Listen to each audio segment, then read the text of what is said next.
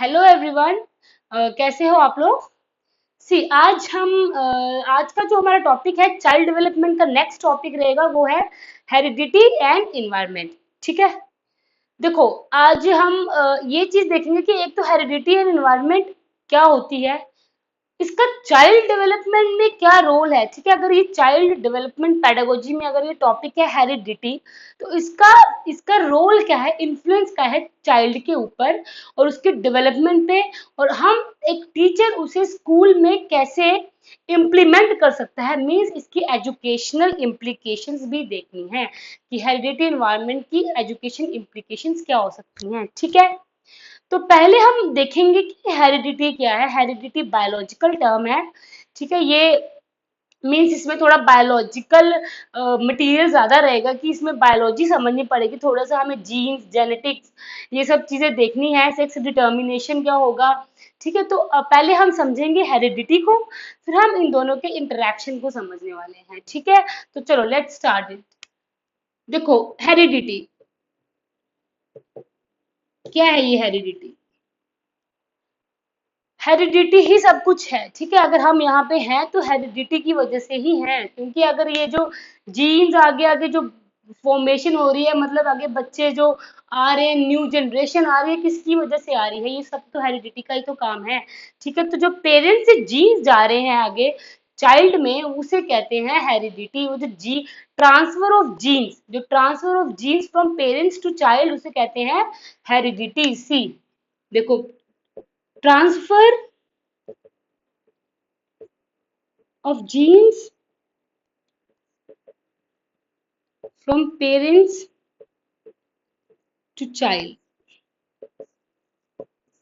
Biology समझनी है हमें थोड़ी सी, ज्यादा नहीं, बहुत डिटेल में नहीं है, बट वो टर्म समझनी है जो टर्म्स क्वेश्चन में पूछी जा चुकी हैं और मे भी पूछी जा सकती हैं। ठीक है, कोई भी टर्म अगर आपको किसी क्वेश्चन में आ जाएगी तो ऐसे नहीं कि कंफ्यूज हो जाना कि इसका मीनिंग क्या है और आप वो क्वेश्चन ही ना समझ पाओ। इसलिए हमें जो मतलब बेसिक बेसिक टर्म्स है जो इस सब्जेक्ट से या इस एग्जाम से रिलेटेड है, जो मतलब पूछी जा सकती हैं, वो हमने इसमें आज डिस्कस करनी है हेरिडिटी में। ठीक है, तो हेरिडिटी क्या होती है, transfer of genes from parents to child. वो जो जीन्स ट्रांसफर हो रहे हैं from one generation to another, ठीक है, इसे हम कह रहे हैं हेरिडिटी। ठीक है, अब ये जो स्टडी होती है, जो मतलब इन सबको पढ़ना है, जैसे एक पर्टिकुलर सब्जेक्ट है जेनेटिक जीन्स को पढ़ने के लिए एक पर्टिकुलर सब्जेक्ट होता है। तो जो स्टडी ऑफ जीन्स, मतलब ये जो ट्रांसफर ऑफ जीन्स है, इनकी जो प्रोसेसेस है, इनके मैकेनिज्म है, ठीक है, इन सबको पढ़ने के लिए जो सब्जेक्ट है उसको हम कहते हैं genetics. Genetics mean study of gene, study of mechanism, उसकी प्रोसेसेस, तो इसे हम कहते हैं जेनेटिक्स। ठीक है, नेक्स्ट एक और टर्म आएगी इसमें, देखो, फिनोटाइप। बायोलॉजिकल टर्म्स हैं जीनोटाइप, समझो। Phenotype phenotype means physical characteristic, genotype means genetic characteristic, genes। Genotype में जीन्स आएंगे और फिनोटाइप में फिजिकल कैरेक्टरिस्टिक्स आएंगी। वो कैसे, जब एक बच्चे में उसके पेरेंट्स के जीन ट्रांसफर होते हैं, देखो जीन्स तो ट्रांसफर हो रहे हैं, ठीक है, वो दिखाई थोड़ा ना देंगे, वो जीन्स तो ट्रांसफर हो गए, बट वो जो जीन्स एक्सप्रेस होके, वो जो जीन हम देख पा रहे हैं उसकी करेक्टरिस्टिक्स में, उसकी फिजिकल अपीयरेंसेस में जो हम जीन्स देख पा रहे हैं, उसे कहते हैं फिनोटिपिक ट्रेट्स। देखो, मैं एग्जांपल से समझाती हूँ आपको। किसी के फादर, उसकी हाइट, उनकी फादर की हाइट है टॉल और मदर की हाइट है शॉर्ट, लेकिन फादर का कॉम्प्लेक्शन क्या है, डार्क, और मदर का कॉम्प्लेक्शन है फेयर। तो क्या होगा, अब जो बच्चा उनका, ठीक है, जो उनका चाइल्ड है वो क्या है, टॉल है एंड उसमें फेयर कॉम्प्लेक्शन पाया गया। तो ये क्या हुआ, मीन्स जो फादर के टॉल जो जीन्स है ना, वो और मदर के जो फेयर कॉम्प्लेक्शन के जीन्स है, ये दोनों जीन्स बच्चे में आए हैं। देखो जीन्स तो आ गए, बट जो उसकी जो अपीयरेंस जो बन रही है, वो क्या हो रही है, वो फिनोटिपिकली बनती है। मीन्स जो फिजिकल अपीयरेंस उसकी, जो हम देख पा रहे हैं करेक्टर्स को कि हाँ ये बच्चा टॉल है और ये बच्चा फेयर है, तो इसको अपने फादर के ये वाले जीन्स मिले होंगे, इसकी मदर के ये वाले जीन्स मिले होंगे, तो इसे कहते हैं हम फिनोटाइप। ठीक है, इसको कहते हैं फिनोटिपिक ट्रेड्स। और जीनोटाइप वो जो जीन्स ट्रांसफर हो रहे हैं, जिसे हम देख नहीं पा रहे, जिसको हम देख नहीं सकते, उसे कहते हैं जीनोटाइप। जीनोटाइप में आएंगे जीन्स और फिनोटाइप में आएंगे फिजिकल करेक्टरिस्टिक्स। फिजिकल करेक्टरिस्टिक्स बच्चे की जिसे हम देख सकते हैं, ठीक है, जो एक चाइल्ड में देखी जा सकती है उसके पेरेंट्स की, और जो ऑब्जर्व कर सकते हैं हम। फिनोटाइप में आएंगे जैसे कॉम्प्लेक्शन आ गया, हाइट आ जाएगी, बॉडी का जो बॉडी स्ट्रक्चर आ जाएगा, ठीक है, कलर आएगा, आइज कलर आएगा, उसका हेयर का कलर, टेक्सचर आएगा, हेयर कैसे है, मीन्स जो टेक्सचर हेयर का, ठीक है। तो ये सब जो मतलब जो जिन चीजों को, जिन फिजिकल क्वालिटीज को हम देख पा रहे हैं, वो सब आएंगी फिनोटाइप में। और जीनोटाइप में आएंगे जीन्स, ठीक है, हमेशा याद रखना अब ये दो terms, phenotype and genotype. Next देखो एक टर्म और है म्यूटेशन। ये भी जेनेटिक्स में आएगी, हेरिडिटी में आएगी। म्यूटेशन, म्यूटेशन क्या होती है? हमने सुना है कोरोना वायरस क्या था? कोरोना वायरस क्या है? एक म्यूटेटेड स्ट्रेन है, ठीक है। म्यूटेशन हुई कुछ स्ट्रेन ऑफ वायरसेस में, तो उसके बाद ये एक न्यू स्ट्रेन आई है, ठीक है, एक ये वेरिएंट है, मींस वेरिएशंस आई हैं। वैसे ही म्यूटेशन मींस कि जब कोई एक डीएनए, ठीक है, या जीन जब एक फॉर्म से दूसरी फॉर्म में चेंज हो रहा है नेचुरली, उसे हम कहते हैं म्यूटेशन। ठीक है, change in genes from one form to another. ठीक है, जब नेचुरली मींस जब नेचर में मतलब अपने आप ही कोई चेंज आ रहा है, म्यूटेशंस हो रही है, उसका मतलब कि एक जीन से दूसरा जीन बन रहा है, एक डीएनए बेस से दूसरा डीएनए उसमें चेंज होके, या उसमें क्या हो रहा है, उसमें एडिशन हो रही है किसी और की, ये सब्सट्रैक्शन हो रही है, ठीक है। ये जो चेंज आ रहा है, ठीक है, जीन्स में, इसे हम कहते हैं म्यूटेशन। ठीक है, समझ गए? ये टर्म भी समझ गए म्यूटेशन। अब एक और टर्म आ जाए, देखते हैं।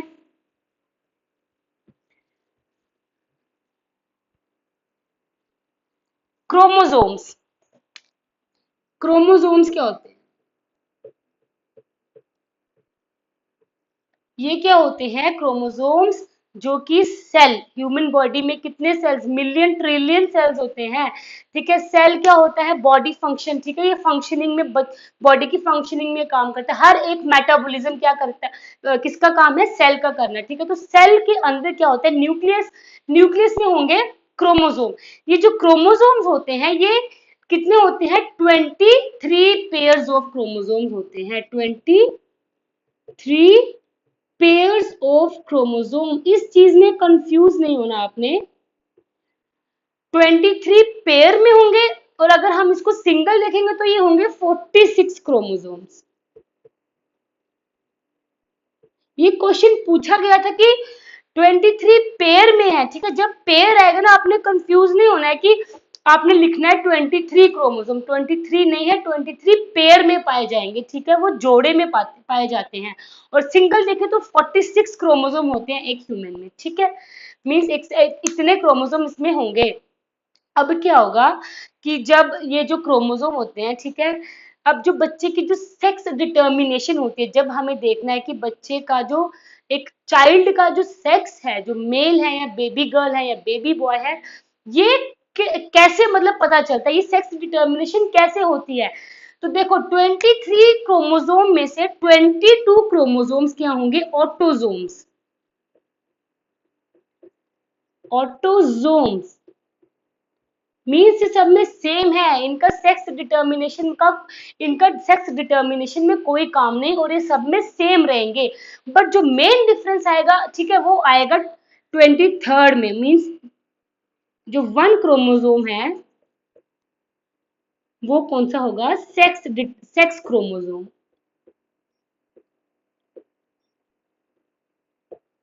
ये जो एक 23rd क्रोमोसोम होगा ना, यही डिटरमाइन करेगा कि बच्चे का आगे सेक्स क्या होगा, वो मेल है या फीमेल है, ठीक है।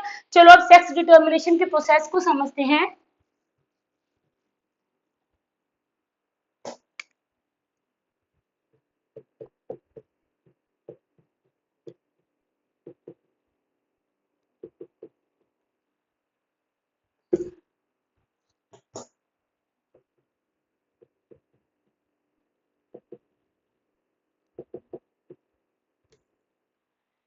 सेक्स डिटर्मिनेशन मीन्स बच्चे का सेक्स पता नहीं करना मीन्स कि बच्चे में कौन सा बच्चा क्या होगा, मेल होगा या फीमेल होगा, ठीक है। ये कैसे पता चलता है, ठीक है, ये कौन सी प्रोसेस से पता चलता है।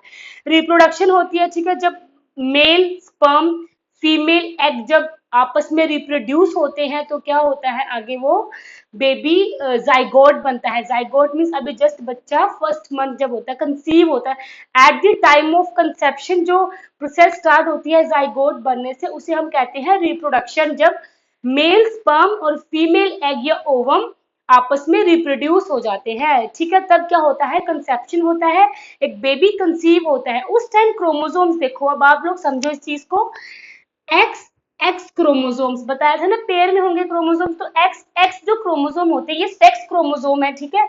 ये क्या होगा, ये होगा फीमेल। एक्स एक्स किसको डिनोट करते हैं, फीमेल को, ठीक है, मीन्स ये मदर ऑफ द चाइल्ड, ये मदर होगी। जो मदर के क्रोमोसोम जो होंगे इसमें, वो होगा एक्स एक्स, और फादर में देखो एक्स वाई। ये बहुत इंपॉर्टेंट चीज है, याद रखना। एक्स एक्स क्या है, मदर। एक्स मीन्स अगर एक्स एक्स है तो वो फीमेल है, और एक्स वाई क्रोमोसोम है तो वो है मेल, ये मेल और फादर ऑफ द चाइल्ड, ठीक है। अब कितनी पॉसिबिलिटीज होगी, जो आगे बच्चा होगा वो मेल है कि फीमेल है, समझो। देखो पहली पॉसिबिलिटी देखो आप, एक्स एक्स, पहली पॉसिबिलिटी में क्या आ रहा है, X X means female,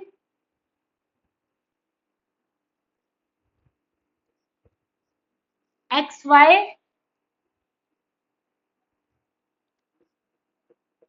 x X and X Y, ठीक है। तो दो चांस इसमें 50% पॉसिबिलिटी है। जितनी पॉसिबिलिटी मेल चाइल्ड की है, मतलब बेबी बॉय की है, उतनी ही पॉसिबिलिटी बेबी गर्ल की है। देख लो, एक्स एक्स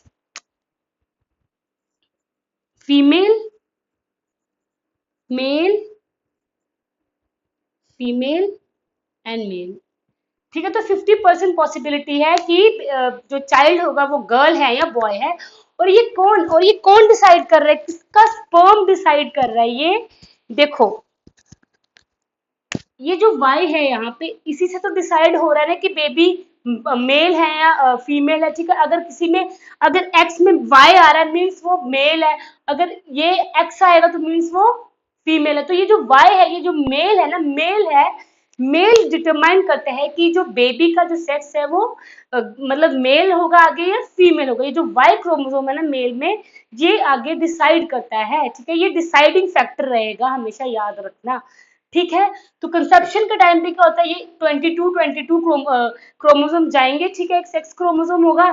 तो ये जो आगे बनेंगे बच्चे, इनकी 50% पॉसिबिलिटी होगी, 50% मेल की एंड 50% फीमेल की, ठीक है। ये होता है sex determination in a child.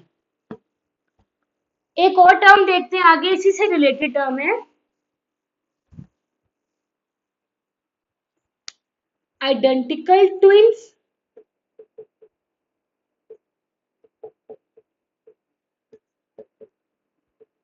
Fraternal twins. Identical twins क्या होते हैं और फ्रेटर्नल ट्विंस क्या होते हैं, देखो आइडेंटिकल ट्विंस मीन्स जब एक ही सेल, ठीक है, जब बेबी कंसीव होगा, एक ही सेल, एक ही जाइगोट डिवाइड होके डिवाइड हो जाएगा और दो बच्चे बन जाएंगे, ठीक है। दो, उसमें से दो जाइगोट बनेंगे, तो एक ही सेल जब दो जाइगोट बन रहा है तो वो होते हैं आइडेंटिकल ट्विंस। मींस इसमें हर एक करेक्टरिस्टिक्स, बच्चे का हर एक करेक्टरिस्टिक, उसका ब्लड ग्रुप से लेके हर एक चीज बच्चे की आइडेंटिकल ट्विंस में सेम है, उसकी फिजिकल अपीयरेंस भी सेम है, मतलब उसकी एक्टिविटीज भी सेम रहेंगी, हर एक चीज आइडेंटिकल ट्विंस में क्या होती है, सेम। जब एक ही जाइगोट डिवाइड होके क्या कर रहा है, दो जाइगोट फॉर्म कर रहा है, दो चाइल्ड उसमें फॉर्म हो रहे हैं, ठीक है। और फ्रेटर्नल में क्या होता है, जब दो जाइगोट होते हैं, इसमें टू जाइगोट होते हैं, ठीक है, और ये तो इसमें क्या होता है, जब at the time of conception, जब बेबी कंसीव होगा, तो जब दो अलग अलग जाइगोट एक ही टाइम पे, दो अलग अलग जाइगोट आगे बेबी को, मीन्स की अगर चाइल्ड वो बन रहे हैं प्रेगनेंसी के बाद जो बॉर्न होंगे, उनको कहते हैं फ्रेटर्नल ट्विंस। ये जो फ्रेटर्नल ट्विंस होते हैं, इनके करेक्टरिस्टिक्स अलग हैं, ये आपस में अलग हैं, और इनकी मतलब क्वालिटीज सेम नहीं होती। ये मीन्स दो अलग अलग बच्चों की तरह ही होते हैं, ठीक है। बट जो आइडेंटिकल ट्विंस है, इनका तो सेक्स भी सेम होता है। अगर जो दो बॉयज है तो दो बॉयज होंगे, अगर गर्ल चाइल्ड है तो दोनों ही गर्ल चाइल्ड होंगे, ठीक है। तो क्योंकि ये एक ही जाइगोट से बन रही है, एक ही सेल से बन रही है, और ये मोनोजाइगोटिक होता है। Mono means single cell, monozygote means single cell, ठीक है। तो ये बन रहा है मोनोजाइगोट से, ठीक है। तो ये होता है इसमें, आइडेंटिकल ट्विंस ये होते हैं और फ्रेटर्नल ट्विंस ये होते हैं। अगर आपको क्वेश्चन पूछा जाए कि आइडेंटिकल ट्विंस है, जैसे मतलब कोई क्वेश्चन पूछा जाए कि अगर आइडेंटिकल ट्विंस है, तो उसके ग्रोथ एंड डेवलपमेंट के लेके कोई क्वेश्चन आ गया, तो आपको पहले समझना जरूरी है कि आइडेंटिकल ट्विंस होते क्या है। उनके हर एक करेक्टरिस्टिक, उनकी जेनेटिक, जीनोटाइप, फिनोटाइप सब सेम रहेगा आइडेंटिकल ट्विंस में, क्योंकि वो सिंगल जाइगोट से बने हैं। बट फ्रेटर्नल ट्विंस मतलब वो दो अलग अलग चाइल्ड है, उनकी हर एक करेक्टरिस्टिक, फिनोटाइप, जीनोटाइप अलग होता है, डिफरेंट होता है, ठीक है, एक दूसरे से। समझ गए इस चीज को?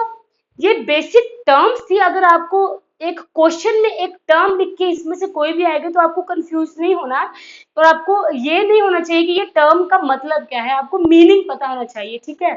डायरेक्टली तो कभी क्वेश्चन एक आधा पूछ भी सकते हैं, बट आपको टर्म्स के बेस पे क्वेश्चन पूछेंगे, तो आपको इनकी नॉलेज होना बहुत जरूरी है, ये होते क्या है। अब आज जो नेक्स्ट टॉपिक रहेगा, हेरिडिटी एंड एनवायरनमेंट का। एक और चीज अगर हम पढ़ें तो मेंडल लॉज आते हैं, लॉज ऑफ हेरिडिटी। मीन्स इतना इंपॉर्टेंट टॉपिक नहीं है, पर चलो ये है कि आपकी समझ में होना जरूरी है कि होते क्या है। हेरिडिटी के कुछ लॉज होते हैं, ठीक है। इसमें पहला लॉ है लॉ ऑफ डोमिनेंस और सेग्रीगेशन। सेग्रीगेशन, जल्दी जल्दी समझते हैं इस टॉपिक को। Law of independent assortment.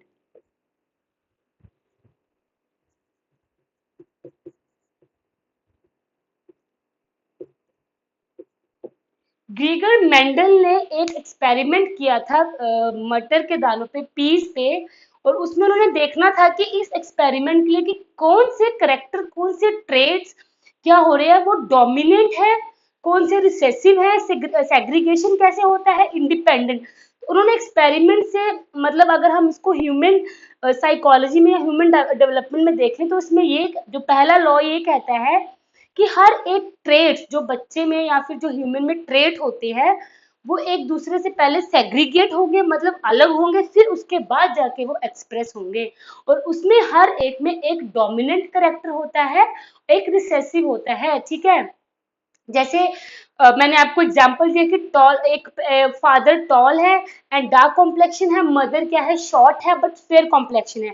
तो जो बच्चा है वो टॉल एंड फेयर कॉम्प्लेक्शन है। तो जो डोमिनेंट करेक्टर्स हैं इसमें, जो करेक्टर एक्सप्रेस होके आ रहे हैं, वो tall and fair complexion. But जो रिसेसिव करेक्टर्स है, जो मतलब सप्रेस हो रहे हैं, जो एक्सप्रेस नहीं, जो सप्रेस हो रहे हैं, वो है उसका dark complexion and short height, ठीक है। तो ये होता है रिसेसिव एंड डोमिनेंट का मतलब। तो ये लॉस दिया है इसमें डोमिनेंस में। नेक्स्ट उन्होंने बताया था लॉ ऑफ इंडिपेंडेंट असॉर्टमेंट, कि सब जितने भी एलील्स होते हैं, जितने भी जीन्स होते हैं, वो इंडिपेंडेंटली काम करते हैं, वो एक दूसरे के ऊपर मतलब काम नहीं होता उनका, अपना अपना वो इंडिपेंडेंटली वो जाते हैं अगली जनरेशन में, फिर इंडिपेंडेंटली वो अपना काम करते हैं, ठीक है। ये दो लॉज दिए थे मेंडल ने। तो ये अगर आपको इन केस कभी पूछेंगे तो नहीं, बट चलो इसकी नॉलेज होना जरूरी है कि हेरिडिटी के लॉज कौन कौन से होते हैं, ठीक है। ये नाम आप याद रख लेना।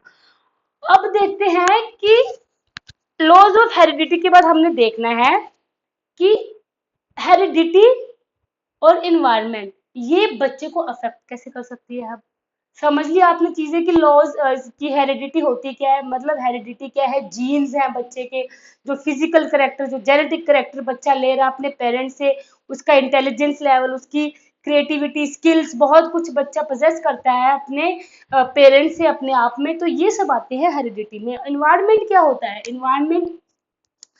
इन्वायरमेंट देखो, हेरिडिटी को छोड़ के जितनी भी चीजें होंगी वो सब इन्वायरमेंट में आएंगी, हर एक चीज। बच्चे की सोसाइटी, उसका कल्चर, उसकी caste, race, school, institutions, colleges, friends, neighbours, हर एक चीज किसमें आएगी? ये आएगी इन्वायरमेंट में, ठीक है। तो हेरिडिटी को छोड़ के जितनी भी चीजें रह जाएंगी वो सब बच्चे के इन्वायरमेंट में आती हैं, ठीक है। दो टर्म्स बहुत इंपॉर्टेंट याद रखो, नेचर एंड नर्चर। बहुत ही ज्यादा इंपॉर्टेंट टर्म्स, बहुत ही ज्यादा क्वेश्चंस पूछे गए हैं, और ये टर्म्स कुछ और नहीं है। हेरिडिटी को नेचर कहते हैं, एनवायरनमेंट को नर्चर कहते हैं। अब इस चीज को भी समझो, ठीक है। ये क्वेश्चन बहुत बार पूछा गया है, ठीक है। वो लोग क्या करते हैं, क्वेश्चन पेपर में हेरिडिटी एनवायरनमेंट नहीं डालेंगे, वो आपको नेचर और नर्चर में कंफ्यूज कर देंगे। अगर हेरिडिटी का कॉन्सेप्ट पूछना है तो वो नेचर को डाल देंगे, इन्वायरमेंट का कॉन्सेप्ट पूछना है तो वो नर्चर को डाल देंगे। तो ये कुछ भी नहीं है, ये इन्हीं का दूसरा नाम दिया हुआ है, नेचर एंड नर्चर। देखो, nature means nature of the child, बच्चा चाइल्ड कैसा है, उसकी ट्रेड्स कैसे हैं, उसका जीन्स कैसे हैं, तो ये किस में आएगा? हेरिडिटी। नर्चरिंग मीन्स उसकी कैसे परवरिश होना, नर्चर करना मीन्स पालना, पोष मतलब पालना बच्चे को, नर्चरिंग, उसको कैसे ट्रीट कर रहे हैं, ठीक ठीक है। तो ये किसका पार्ट है? ये इन्वायरमेंट का पार्ट है, तो ये किस में आएगा? नर्चर में आएगा। तो इन्वायरमेंट क्या है? नर्चर, एंड हेरिडिटी क्या है? नेचर, ठीक है। अब ये जो नेचर और नर्चर की डिबेट है, ये डिबेट है मीन्स कि नेचर वर्सेस नर्चर, ये बच्चे को कैसे अफेक्ट करता है, ठीक है। इनका आपस में क्या इंटरेक्शन है, ये बच्चे की ग्रोथ एंड डेवलपमेंट को कैसे अफेक्ट करेगा। देखो, जो हेरिडिटी इन्वायरमेंट है, ये सम नहीं है, मीन्स प्लस नहीं करना, ये प्रोडक्ट है एक दूसरे में, ठीक है। देखो, जो ग्रोथ एंड डेवलपमेंट, ये क्या है? Equal to product of heredity and environment. Question पूछा था, प्रोडक्ट है, सम है, डिवीजन है, सब्सट्रैक्शन, सॉरी, डिवीजन है, सब्सट्रैक्शन है, तो याद रखना है हेरिडिटी, जो डेवलपमेंट है, ये product of heredity and environment, ठीक है। ये आपस में मल्टीप्लाई होके आगे ग्रोथ एंड डेवलपमेंट को दिखा, मतलब उसमें इफेक्ट करेंगे। ये कोई एडिशन नहीं है, ये मल्टीप्लीकेशन है, इंटरेक्शन जो इसमें है वो मल्टीप्लीकेशन है।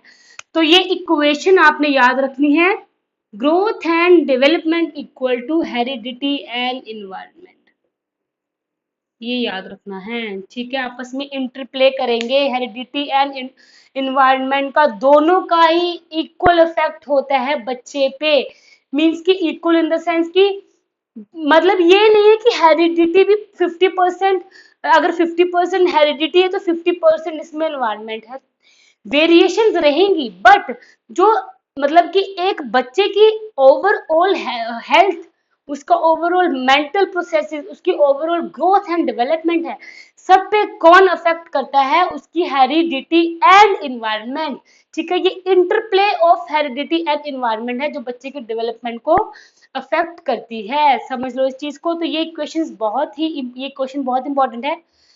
क्वेश्चन पूछा गया था कि मल्टीप्लीकेशन, सब्सट्रैक्शन, डिवीजन, एडिशन, तो क्या है? ये प्रोडक्ट है, मल्टीप्लीकेशन है, ठीक है। आगे समझ, आपको याद रखना क्या है? मल्टीप्लीकेशन, हेरिडिटी एंड इन्वायरमेंट क्या है? ये मल्टीप्लीकेशन, इंटरप्ले है आपस में, तो ये डेवलपमेंट को अफेक्ट करती है।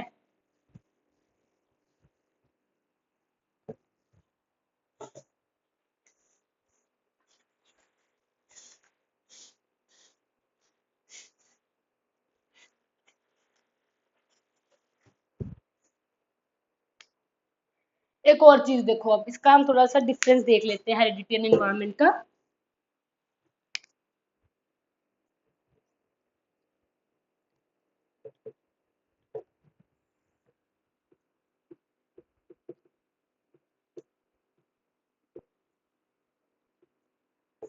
फर्स्ट पॉइंट क्या है? Heredity means nature of the child, तो इसमें आएगा नेचर, इन्वायरमेंट क्या है, नर्चर, नर्चरिंग कैसे हो रही है, ठीक है। सेकंड देखो, हेरिडिटी क्या है। अब हेरिडिटी जो बच्चे की जीन्स है वो चेंज तो हम कर नहीं सकते, जो उसके जीन्स हैं बच्चे के, ठीक है, वो तो फिक्स्ड है, ठीक है, वो स्टैटिक हैं, वो फिक्स्ड हैं, जीन्स चेंज नहीं हो सकते। अब जैसे मैं हूँ, ठीक है, या फिर जैसे आप लोग हो, आपके जो जीन्स आ चुके हैं, हम उन जीन्स को जरा भी मॉडिफाई नहीं कर सकते, ठीक है। हम बस आपकी पर्सनैलिटी को, मतलब एक टीचर क्या कर सकता है, बच्चे की पर्सनैलिटी को डायरेक्शन दे सकता है, उसको थोड़ा ग्रूम कर सकता है, बट जो जीन्स है, जो उसका फिजिकल अपीयरेंस है, जो उसकी इंटेलिजेंस है, ठीक है, हर ये चीज चेंज नहीं हो सकती। तो जो हेरिडिटी है इट इज फिक्स्ड, फिक्स्ड और स्टैटिक, ये टर्म है स्टैटिक, ठीक है, मींस फिक्स्ड है, हेरिडिटी को चेंज नहीं कर सकते, ये फिक्स्ड है। नेक्स्ट एनवायरनमेंट क्या है,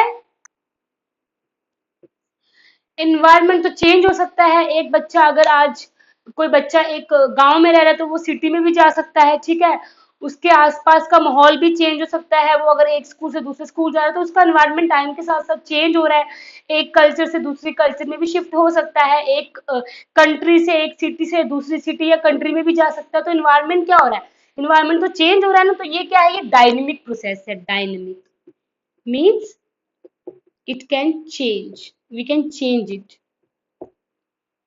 ठीक है। इन्वायरमेंट क्या हो सकता है, चेंज हो सकता है, बट जो हेरिडिटी है ये चेंज नहीं हो सकती है, ठीक है। हेरिडिटी एनवायरमेंट में यही मेन डिफरेंस है। और उसमें आपको ये भी चीज याद रखनी है, जो हेरिडिटी होती है, ठीक है, वो क्या मतलब कि कैसे इन्फ्लुएंस करती है हेरिडिटी एनवायरमेंट एक बच्चे को। देखो, दो आइडेंटिकल ट्विंस की एग्जांपल लेते हैं हम लोग। आइडेंटिकल ट्विंस क्या होते हैं, बिल्कुल सेम होते हैं, ठीक है, बट अगर वो उनका करेक्टरिस्टिक्स सेम है, अगर वो फिजिकली मतलब देखने में भी सेम है, उनका इंटरनल एबिलिटी सेम है, उनका इंटेलिजेंस लेवल सेम है, उनका हर एक जीनोटाइप फिनोटाइप हर एक चीज सेम है, लेकिन उनको हम ऐसे माहौल में देखो, अगर उनका हम इन्वायरमेंट चेंज कर देते हैं, ठीक है, हम क्या करते हैं, दोनों को अलग अलग इन्वायरमेंट में रखते हैं, फिर हम डिफरेंसेस देखते हैं तो उनमें ऑब्वियसली डिफरेंस आएंगे, क्योंकि जिस एनवायरमेंट में मतलब कि नर्चर हो रहे हैं, जिस एनवायरमेंट में, उस एनवायरनमेंट का भी बच्चे पे बहुत इफेक्ट होता है। तो ये इसका मतलब कहने का यही है कि जो हेरिडिटी है